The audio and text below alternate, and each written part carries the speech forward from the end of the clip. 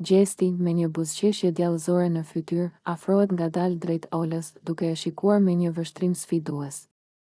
Ai I lëshon një shikim të thellë dhe me një ton të ulët, por provokues, I thot: "Hajde futu në krevat një herë, edhe shife se çfarë të bëj." Ola e shikon e habitur dhe qesh me ironi, duke tundur kokën. "Ti qen ke I çmendur fare. Mendon se do të dëgjoj unë?" I përgjigjet ajo, duke e parë me dyshim. Gjesti nuk tërhiqet, përkundrazi, afrohet edhe më shumë dhe vazhdon me të njëjtin ton sfidues. "E po serdhe vetë, mos u anko pastaj kur të më shohësh në ëndra. Se diçka më thot që nuk do mund të më largosh nga mendja." I thot ai, duke qeshur. Ola sforcohet të mbajë një fytyrë serioze, por e di që Gjesti po e provokon qëllimisht. "Ti ke shumë besim tek vetja, më duket." I përgjigjet ajo me ironi, duke u larguar pak hapa prapa. Gjesti qesh dhe ngrit supet. "S'është puna e besimit, Ola. Unë e di çfarë bëj, dhe e di që nuk të lë indiferente, pranoje." I thot ai, duke I dhënë asaj një shikim të shpejt nga koka te këmbët. Ola tund kokën dhe I drejton një gisht paralajmërues. "Mos e sforco shumë fatin tënd, Gjesti, se unë nuk jam si të tjerat." Gjesti vazhdon të qesh dhe I jep një shkelje syri. "E di, prandaj më intrigon edhe më shumë," thot ai, duke e lënë Olën me një shikim të hutuar, ndërsa ai largohet duke buzëqeshur. Gjesti ballafaqohet me Eglin në mes të shtëpisë, ndërsa tensioni mes tyre rritet gjithnjë e më shumë. Ai e sheh atë drejt në sy, me një shikim të ftohtë dhe të prerë, duke u përpjekur të mbajë qetësinë, por nervozizmi I tij është I dukshëm. "E di shumë mirë pse ke ardhur," I thot ai me një ton të ashpër. "Nuk je këtu për të më folur apo për të sqaruar ndonjë gjë. Ti ke ardhur vetëm për të më sulmuar, për të rregulluar imazhin tënd dhe për të më bërë mua të dukem keq para të gjithëve." Egli e dëgjon me një buzëqeshje ironike, duke tundur kokën me përçmim. "Ti vërtet mendon se gjithçka ka të bëjë me ty? Mos u bëj qendra e botës, Gjesti. Unë nuk kam nevojë të rregulloj imazhin tim, sepse ndryshe nga ty, unë nuk kam gënjur dhe nuk kam luajtur me ndjenjat e askujt." Gjesti qesh me nervozizëm dhe afrohet pak më shumë, duke e parë drejtë në sy. "Oh, kështu pra? Ti do të dalësh viktima e madhe këtu? Sikur nuk ishe ti ajo që më afrohej, që më kërkon të vëmendjen. Po tani, papritur, unë jam djalli dhe ti engjëlli." Banorët e tjerë fillojnë të ndjekin debatin nga afër, ndërsa atmosfera në shtëpi bëhet gjithnjë e më e tensionuar. Egli shtrëngon nofullat dhe e sheh me zemërim. "Jo, Gjesti. Unë nuk jam viktim. Por nuk do të lejoj ty të më bësh të dukem sikur kam gabuar unë, kur në fakt ke qenë ti ai që ka manipuluar dhe luajtur me mua." Gjesti shtrëngon duart, dukshëm I irrituar. "Unë nuk kam manipuluar askënd, Egli. Nëse ti e ke kuptuar ndryshe, është problemi yt, jo imi. Por mos u mundua të më njollosësh mua për të shpëtuar veten." Debati mes tyre vazhdon, me secilin që përpiqet të mbrojë veten dhe të hedhë fajin mbi tjetrin. Tensioni është në kulm dhe duket se kjo përplasje nuk do të marrë fund aq lehtë. Said, Egli ballafaqohet me Gjestin në mes të shtëpisë, me fytyrën e saj të mbushur me nervozizëm dhe zhgënjim. Ajo afrohet me hapa të vendosur dhe e shikon atë drejtë në sy, duke I bërë të qartë se nuk do ta tolerojë më atë që ka ndodhur mes tyre. "Ti më ke përdorur," I thot ajo me një ton të ashpër, ndërsa sytë e saj shkëlqejnë nga zemërimi.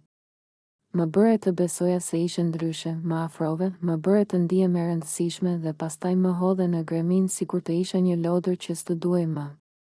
Gjesti, I kapur në befasi, mundohet të mbajë qetësinë, por është e qartë se fjalët e Eglit e kanë prekur.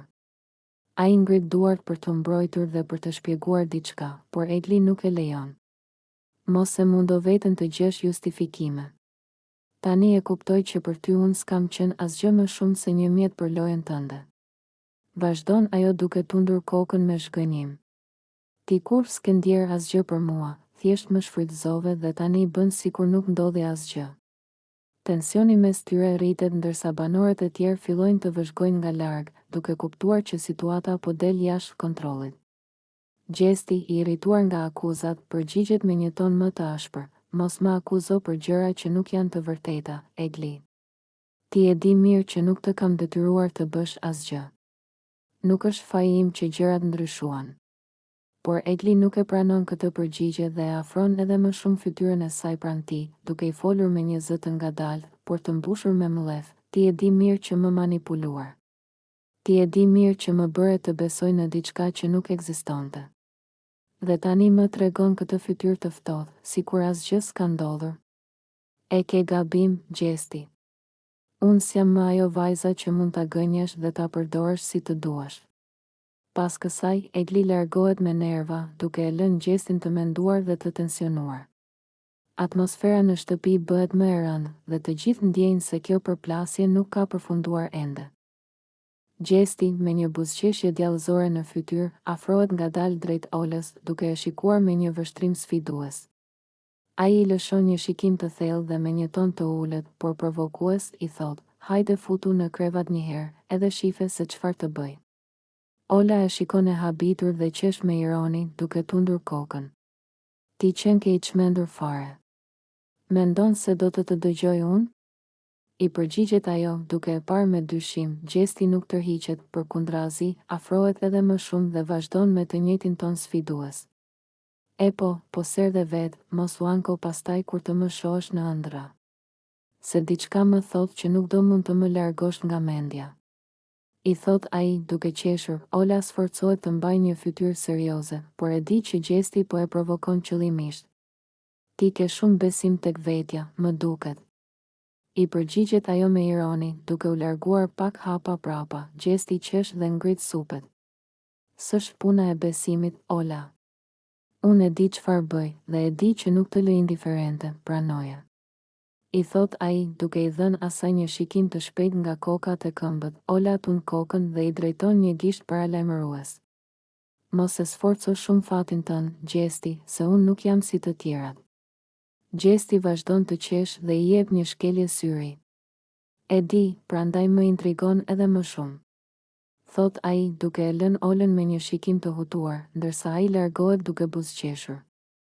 Ola, me një buzëqeshje ironike në fytyrë, e shikon Gjestin nga kokat e këmbët dhe tund kokën me mosbesim. Ajo qesh me ironi dhe i drejtohet atij me një ton plot tallje. Ti s'bën gjë. Se e ke të vogël, unë dua një burr, jo një kalama si puna jote. Gjesti, që nuk është mësuar të marrë sfida pa reaguar, i kthen një shikim ngacmues dhe i afrohet pak më shumë, duke e parë drejtë në sy. E vogël e kam? Mos fol pa e provuar, se pastaj mos thuaj që s'të paralajmërova.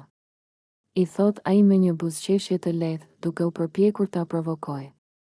Ola shpërthen në të qeshura dhe tund gishtin para tij. Lëre ti, lëre, se burrat duken nga larg. E ti mezi i kalon provimet e fëmijëve. I thot ajo duke qeshur edhe më shumë. Gjesti shtiret sikur po mendohet dhe pastaj i afrohet edhe më shumë. Apo mos ndoshta ke frikë se po ta provoje, do ndyshoj mendje.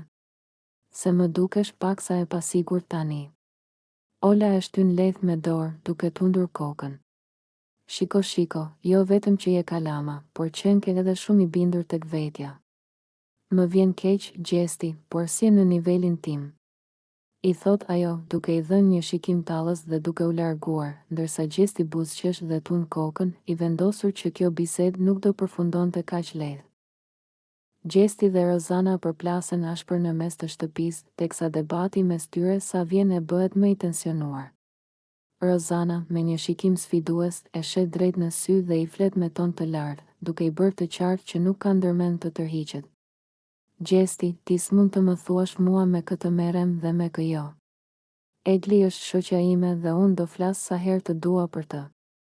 I thot ajo, duke ngritur zërin. Gjesti shtrëngon nofullat dhe afrohet me nervozizëm. Nuk po të them të mos flasësh, Rozana, por Egli është puna ime, jo e jotja. S'ke pun me të, me Eglin merrem vetë unë. Rozana qesh me ironi dhe tund kokën me përçmim. Po kush të ka bërë ty të zotin e saj? Ti kujton se e kontrollon atë, apo çfarë? Egli nuk është pronë e jotja, dhe nëse unë kam diçka për të thënë, do ta them. Gjesti nis të nervozohet edhe më shumë dhe i përgjigjet me ton të fortë. Unë nuk po them që e kontrolloj, por ti po përpiqesh të futesh aty ku nuk të takon. Kjo është një çështje mes meje dhe Eglit, jo mes meje, teje dhe gjithë shtëpisë. Tensioni mes tyre sa vjen e rritet, ndërsa banorët e tjerë fillojnë të ndjekin debatin, duke kuptuar se kjo përplasje po merr për masa të mëdha. Rozana nuk e ka ndërmend të tërhiqet dhe i afrohet edhe më shumë. Nëse është një çështje mes teje dhe Eglit, atëherë pse je aq i shqetësuar për atë që them unë? Mos ndoshta të djeg e vërteta? Gjesti shtrëngon grushtat dhe tund kokën me inat. Nuk më djeg asgjë, Rozana. Më shqetëson vetëm fakti që njerëz si ti fusin hundët aty ku s'duhet. Banorët ndihen sikur një shpërthim i madh është duke ndodhur. Ndërkohë, Egli që ndodhet afër i dëgjon të dy, por zgjedh të mos ndërhyjë. Përplasja mes Gjesti dhe Rozanës duket se nuk do të përfundoj shpejt, dhe situata sa vjen e bëhet më e tensionuar.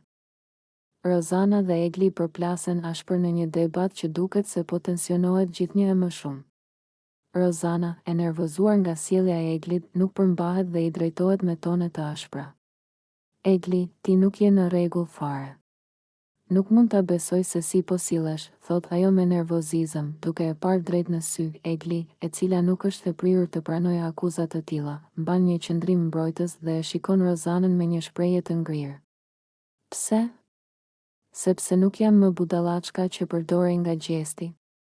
A është kjo ajo që të shqetëson? Ja kthen ajo me një ton ironik. Rozana tund kokën me shgënjim dhe ngrit zërin. Jo, më shqetëson fakti që ti lejon të përdorin, pastaj vjen e më sulmon mua. Ai të shfrytëzoi për lojën e tij dhe tani ke kurajon të më sulmosh mua sikur të kem faj unë? Egli buzëqesh me nervozizëm, duke e ndier se kjo bisedë po ja caron gjithnjë e më shumë nervat. Unë u përdora? Unë? Rozana, e di çfarë? Mbase në atë kohë nuk e kuptoja, por tani shoh qartë. Dhe po, e di që Gjesti më ka përdorur, por të paktën e kuptova.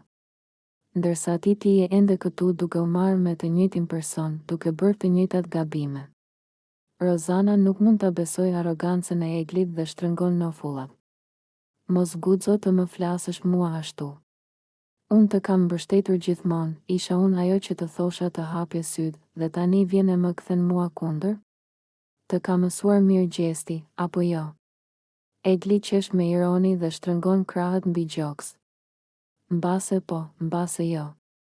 Por një gjë e di me siguri, unë nuk jam më ajo Egli që e përdor të Gjesti dhe që i beson të verbërisht njerëzve si ty. Tensioni midis tyre arrin kulmin dhe për një moment dhoma mbushet me heshtje të rëndë. Rozana mërmërit diçka në zë dhe largohet me hapa të shpejt, duke lënë pas një Egli të zemëruar, por edhe të kënaqur që kishte thënë atë që mendonte. Por a është ky fundi i marrëdhënies së tyre, apo thjesht një tjetër përplasje që do të sjellë edhe më shumë dramë? Gjesti ndërhyn në debatin e ashpër mes Eglit dhe Rozanës, duke u përpjekur të qetësojë situatën dhe të mbrojë Eglin nga sulmet verbale të Rozanës. Ai i afrohet me ton të butë dhe përpiqet të flasë, por Egli duket e acaruar dhe nuk dëshiron as ta dëgjoj. Egli, unë po mundohem thjesht të të mbroj, nuk ka nevojë të acarohemi më shumë, i thot Gjesti, duke ngritur duart si shenjë pajtimi. Por Egli ia pret fjalën me nervozizëm, duke tundur kokën dhe duke i hedhur një vështrim të ftohtë. Mos u mundo të më mbrosh ti. Nuk kam nevojë për ndihmën tënde, aq më pak nga dikush si ti. Ik, zhduku. Gjesti mbetet për një moment i habitur nga reagimi i saj. Po unë thjesht dua të të ndihmoj, Egli. Nuk dua që Rozana të sulmoj kështu. Nuk po të bëj asgjë të keqe, vazhdon ai, duke u përpjekur të ruajë qetësinë. Egli e shikon drejt në sy, me inat dhe shgënjim. Më ke bërë mjaftueshëm keq saqë nuk dua më ndihmën tënde. Ti nuk je këtu për të më mbrojtur, por vetëm për të luajtur lojën tënde. Ndaj të lutem, largoju. Rozana vë buzën në gaz dhe tund kokën ironikisht. E shikon, Gjesti? As ajo nuk të beson më. Më mirë mos u përziej fare, i thot ajo, duke e shfrytëzuar situatën për ta vënë Gjestin edhe më në siklet. Gjesti merr frym thellë, shikon Eglin edhe një herë dhe pastaj tund kokën me shgënjim. Mirë, si të duash. Nuk do të mundohem më, thot ai me një ton të ftohtë, duke u larguar nga debati. Egli e ndjek me sy ndërsa ai largohet dhe pastaj kthehet nga Rozana, ende e acaruar. Atmosfera mbetet e tensionuar dhe duket qartë se mes tyre ka ende shumë për të sqaruar. Egli dhe Rozana përfshihen në një debat të ashpër, ku tensionet mes tyre arrin kulmin. Egli, e zhgënjur dhe e irrituar nga sjellja e Rozanës, nuk mund ta mbajë më përbrenda inatin që ka ndaj saj. Ajo i drejtohet Rozanës me ton të lartë dhe fytyrë të ngrysur. Rozana, ti më ke tradhtuar. Më the që ishe me mua, që do të më mbështesje, por në fund çfarë bëre? U bashkove me gjestin dhe më le pas krave. Më dhe goditjen më të madhe kur nuk e prisja. Rozana, e cila nuk është e prirur të pranojë akuza pa u mbrojtur, kthehet menjëherë me një ton të ashpër dhe mbrojtës. Egli, mos më akuzo mua për diçka që nuk është e vërtetë. Unë nuk të tradhtova, thjesht nuk mund të vazhdoja të rria mes teje dhe gjestit. Nuk kam pse të zgjedh mes jush. Egli qesh me ironi dhe tund kokën. S'ke pse të zgjedhësh. Po ti e bëre zgjedhjen tënde. U afrove me të, e mbështete atë, kur e di shumë mirë se çfarë më ka bërë. Dhe tani do të më thuash që kjo nuk është tradhti. Mos u mundo të më bësh për budallaqe, Rozana. Rozana shtrëngon nofullat, e acaruar nga akuzat e Eglit. Ti ke filluar të shohësh armiq kudo, Egli. Unë nuk kam bërë asgjë kundër teje. Nëse unë dhe gjesti kemi vendosur të flasim, kjo nuk do të thotë që të kam tradhtuar. Egli shtyn flokët pas me nervozizëm dhe afron fytyrën e saj pranë asaj të Rozanës. Jo, Rozana. Ti nuk je më ajo që besoja. Ti nuk ishe vetëm një shoqe për mua, por një mbështetje. Dhe tani që e shoh qartë, e kuptoj që ti më ke përdorur. Dhe pastaj, si për ta bërë edhe më keq, u bashkove me atë njeri që më ka bërë më shumë keq se kushdo tjetër. Rozana e shikon me zhgënjim dhe lëviz duart si për të treguar se është e lodhur nga kjo situatë. Më vjen keq që ndihesh kështu, por nuk do të lejoj që të më bësh të ndihem fajtore për zgjedhjet e mia nëse ti ke probleme me gjestin, kjo nuk ka të bëjë me mua. Unë nuk dua të jetoj në dramën tënde. Egli mërmërit diçka në zë dhe tund kokën, duke u larguar me hapa të shpejt, ndërsa Rozana qëndron aty, duke marrë frym thellë dhe duke u përpjekur të mbajë qetësinë. Por a është ky fundi i miqësisë së tyre apo një tjetër përplasje që do të sjellë edhe më shumë tension në shtëpi? Gjesti qëndron i ulur në një cep të shtëpisë, me duart në kokë dhe shikimin e humbur në zbrazët e tij. Sytë janë mbushur me lodhë dhe fytyra e tij reflekton një lodhje të thellë emocionale. Ai merr frym thellë, por çdo herë që përpiqet të qetësohet, ndjen një peshë të madhe mbi supe që nuk e lë të qetësohet. Po çmendem nuk mundem më, përshpërit ai për vete, duke shtrënguar duart fort. Asgjë nuk po shkon siç duhet, çdo gjë po më del jashtë kontrollit. Nuk jam mirë fare, ai ndjen një boshllëk të thellë brenda vetes, një ndjenjë izolimi që sa vjen dhe shtohet. Nuk kam më asnjë njeri këtu, të gjithë më janë kthyer kundër, vazhdon ai me një zë të ulët, sikur po flet me veten. Kujton momentet e fundit kur është përballur me debate, përçmime dhe refuzime. Gjithçka duket sikur po bëhet gjithnjë më e vështirë për të. Gjesti shikon përreth, por askush nuk është pranë tij. Banorët e tjerë janë të zënë me bisedat dhe debatet e tyre, ndërsa ai ndihet si i padukshëm, si një i huaj në atë shtëpi. Mbase duhet të largohem, mbase kjo nuk është për mua, mendon ai me zë të dridhur. Por një pjesë e tij nuk do të dorëzohet. Ai e fshin shpejt një lot që i rrëshet në faqe dhe mbyll sytë për disa sekonda, duke u përpjekur të gjejë një grimcë force brenda vetes. Për momentin nuk e di çfarë duhet të bëj, por një gjë është e qartë, nuk është mirë fare dhe nuk mund ta fshej më këtë ndjenjë. Lajrti dhe gjesti përfshihen në një debat të ashpër në mes të shtëpisë, teksa të gjithë banorët janë të pranishëm dhe dëgjojnë me vëmendje. Lajrti, i acaruar dhe me ton të lartë, i drejtohet gjestit me akuza të rënda, duke mos e fshehur më neverinë dhe zhgënjimin e tij ndaj tij. Gjesti, ti je njeriu më i keq këtu brenda. Nuk ke as pak ndjenja për askën, nuk të intereson asgjë përveç vetes tënde dhe lojës tënde të ndyrë. E ke ndërtuar gjithë këtë strategji duke përdorur banorët një nga një dhe duke luajtur me ndjenjat e tyre. Banorët fillojnë të murmurisnin mes tyre, ndërsa gjesti mundohet të mbajë një buzëqeshje ironike në fytyrë, duke u përpjekur të mos tregojë nervozizëm. Lajrti vazhdon më tej, duke i drejtuar një shikim të ashpër. Ti nuk ke bërë asgjë tjetër veç se ke mashtruar njerëzit këtu. Fillimisht u mundove të afrohesh me Eglin, pastaj ja hodhe poshtë si një letër të vjetër. Më pas fillove të ngacmoje Loredanën, duke bërë sikur kishe ndjenja për të, dhe tani e njëjta gjë me Danjen. Ti nuk di të krijosh asnjë lidhje të sinqertë, sepse je i ftohtë dhe i llogarit të gjitha si një lojë. Gjesti sheh përreth, sikur kërkon përkrahje nga dikush, por askush nuk flet. Disa banorë duket se bien dakord me fjalët e Lajrtit, ndërsa të tjerë thjesht ndjekin debatin në heshtje. Dhe më e keqja, vazhdon Lajrti, duke treguar me gisht gjestin, është se ti nuk pranon asnjëherë gabimet e tua. Gjithmonë gjen mënyra për të manipuluar situatën, për të bërë që viktima të dalë fajtor dhe për ta kthyer lojën në favorin tënd. Por e di çfarë? Të gjithë po e kuptojnë lojën tënde të ulët dhe nuk do të mund të fshihesh pas saj përgjithmonë. Gjesti më në fund reagon, duke ngritur supet me një buzëqeshje të lehtë. Unë nuk kam përdorur askënd, Lajrt. Ndoshta ju thjesht nuk e kuptoni lojën dhe për këtë arsye ju duket sikur unë po manipuloj. Gjithçka që kam bërë këtu brenda, e kam bërë për të mbijetuar, ashtu siç po bën edhe ti, mos më akuzo për diçka që edhe vetë po e bën. Debati vazhdon të bëhet edhe më i nxehtë, me Lajrtin që nuk tërhiqet dhe gjesti që mundohet të mbajë qëndrimin e tij. Situata mes tyre tashmë duket se ka arritur në një pikë pa kthim dhe gjithë shtëpia pret të shohë si do të zhvillohet më tej kjo përplasje e fortë. Danja, e cila prej disa kohësh ka treguar afrimitet me gjestin, më në fund vendos të ndajë diçka të rëndësishme me Eglin. Ajo afrohet pranë saj me një buzëqeshje të lehtë në fytyrë, por në sytë e saj duket qartë një ndjenjë hezitimi dhe emocion i përzier. Egli, dua të të them diçka, por të lutem mos e merr keq, fillon ajo, duke e shikuar drejtë në sy. Egli, e cila nuk e priste një bisedë të tillë, shfaq një shprehje kurioztare dhe paksa të tendosur. Çfarë është?